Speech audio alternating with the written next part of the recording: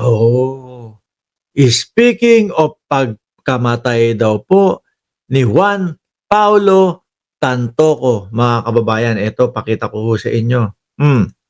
Kasi yan yung ngayon pinupukusan po ng mga DDS, mga bossing eh. O, tuwang-tuwa po yung mga DDS, mga kababayan. Nako, may issue na naman tayo kay First Lady Lisa Marcos dahil ibig sabihin, totoo yung sinasabi ni Maharlika, anak ng tinapayan.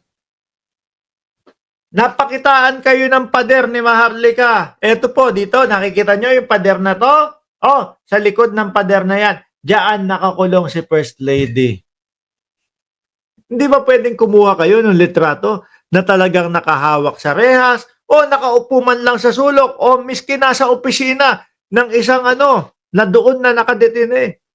Tapos papakita ninyo, pader, oh. Dahil po, naglabas na nga po mga kababayan, yan, LA autopsy reveals cause of Juan Paulo Tantoco deaths, no?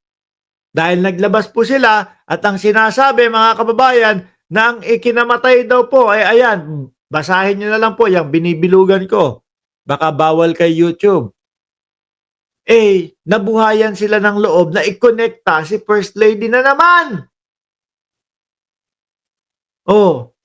Diyan sa pagkamatay. Hindi ba pwedeng, okay, iisa ang agenda nila pero magkasama yan. Magkasama lang sila. Tapos hindi naman kasama doon sa gumagamit. Ibig sabihin ho ba kung ako merong mga kasamahan doon sa marathon tapos yung iba nag-i-steroids, ibig sabihin ako din nag-i-steroids na.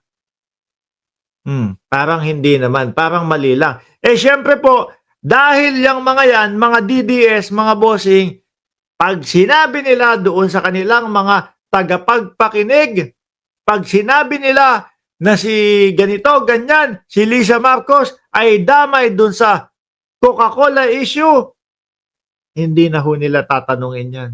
Paano mo nasabi yan? Asan ang iyong ebidensya dyan? Wala, no? No? Basahin ko lang mabilisan ho ito, no? Mga bossing, kumbaga, ito lang yung balita na ayan niya, ang sinasabi ang dahilan ng pagkamatay ayan daw po, Coca-Cola effect, mga bossing. Dahil sa pulveron video nila, kaya kinukonek nila si FL Lisa. Totoo yan. Totoo yan. Ayan nga daw po. Ayan, cause of death, cause A, Coca-Cola effect. Juan Paulo Tantoco. Pero eto ho, mga kababayan, mga boss chief amo sir, ipinaliwanag na din po ito. Ayan pa, ito pa, isa pambugok na DDS. Na kapag ka nasa loob ng Congress, nakayukayok. Isa ding umamin to na fake news siya. Ngayon, may katanungan po, malisyosong katanungan. With the latest development of the Tantoco death issue, the question now is the first couple being set up in a forthcoming US meetup with photos.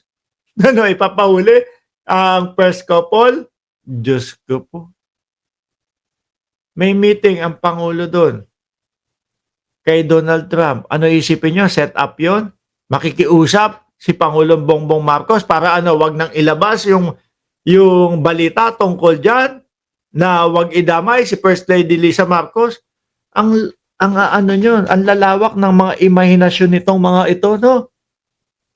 Sinasabi kung sinet up ba yung first couple tapos ipapa-aresto, ganun ba ibig sabihin ninyo? Tapos ang sasabihin Mr. Chair, yun pong water cannon is a facility. Sama ba yan? Mr. Chair. Water cannon is a facility. Di ba? Ito pa. At ito nga, mga kababayan. Sabi dito, ayan, pinaliwanag na po ni Atty. Claire, mga kababayan, kung ano talaga yung mga nangyari. Lisa Marcos, na-detain. Di ba yan yung unang pakalat to? Ng mga DDS, Lisa Marcos na-detain daw sa Los Angeles pero fake news. Ano sabi ho dito? Itinanggi ng Malacanang ang mga kumakalat na balita sa social media na nagsasabing na-detain raw si First Lady Lisa Marcos sa Los Angeles, USA. Eh bakit Mark ganun hindi nagsasalita ang unang ginang sa issue na yan? Napagod na din ho yan malamang, mga bossing. Biruin mo ba naman, sila Maharlika, paulit-ulit kapag ka merong isang issue, hindi tumalab, iba na namang issue. Pag hindi tumalab na naman, iba na namang issue. Pag hindi tumalab na naman, meron na namang panibagong issue. Ikaw ba kapag ka ikaw yung ginaganon, papansinin mo pa ba? Tapos makikita mo ang sambayan ng Pilipino habang nagbabasa ka ng comment, habang ikaw ay sinisiraan, hindi naman naniniwala sa kanila. Oh, di mo ba? Tapos ang ipapakitang ebidensya na nakakulong daw po ang First Lady ay yung pader. Pader na bato at nandoon daw po sa likod nun ng pader na yon si First Lady Lisa Marcos. Oh, yung mga may saltik ko, mga kababayan. Basahin ko pa. Ngayong Huwebes, March 13, pinabulawanan ng Presidential o PCO ang issue ng asawa. There is no truth that Lisa Araneta Marcos was held by law enforcement while Los Angeles or and in any other place. Mga kababayan, lalo na po ang mga Marcos. Hindi lang po sa Pilipinas kilala yan. Buong mundo, pati po sa Estados Unidos. Pag po itong si First Lady Lisa Marcos ang kanilang nahuli, dahil dun po sa ganong sitwasyon, malamang po sabog na sabog po yan. Sa buong mundo, yung balita na yan. Di po ba? Bakit pati doon? Bakit tingnan nyo na lang yung pagbabalita doon sa pagkamatay ni Tantoco, ni hindi man lang nasabi na kumbaga kasamang bumabata, kasamang gumagamit ang unang ginang ng Pilipinas. Wala di ba? Kasi kung ito kasama mga bossing, malamang napakalaki pong balita yan. Lalo na sa Estados Unidos. Wala ho Tapos ang dahilan po ng mga DDS, ay naku, kinokontrol ng mga Marcos. Pati yung mga programa, pati yung mga nagbabalita doon sa Estados Unidos. Yun ang sasabihin nila. Tingin nyo po ba kaya nila yon? No, negosyo, kahit papaano ho mga bossing, negosyo pa din po yung mga pagbabalita nila. Kailangan nilang makakuha ng mga malalaking balita para i-ere. Tingin mo kaya nilang bayaran yung mga yon? Para wag i-ere? Malabo. 'Di ba? Pilit lang po nilang iniuugnay ang unang ginang para po masira. Kasi ang sinasabi nga may pondong nanggagaling sa China.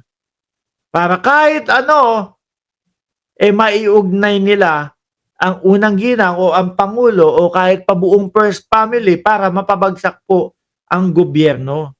No? Ito. There is no truth that Lisa Araneta Marcos was held in any Pagpapatuloy pa niya. FL arrives. FL. First Lady arrived in Manila at around 5 a.m. No, 5:58 a.m. She was already on her way to her place from the airport, mga kababayan. Hindi na lang po nagsasalita, mga kababayan, dahil napapagod na po sa kanila. Panay Marites na lang po. Kaya ayan, sakto ang pagdating po ni Ma'am Marites Musni. Shout out po sa inyo, Ma'am Marites Musni. Di ba? Yung kay Maharlika, panay na lang po mga chismisan. Wala pong ebidensya, pader ang ebidensya. Matatanda ang nagpunta si First Lady Lisa Marcos sa Los Angeles para sa Manila International Film Festival para i-promote ang pelikulang Pilipino sa Hollywood at sa iba pang mga bansa. Nanatili siya sa Miami, Florida at Los Angeles, California para dumalo sa mga aktibidad kaugnay sa Meeting of the Minds at Manila International Film Festival, etc. Uulitin ko ho, mga kababayan.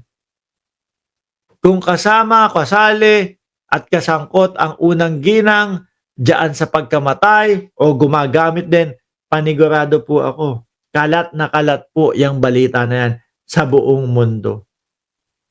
Lalo na pag naalaman nila, asawa ni Presidente Bongbong Marcos.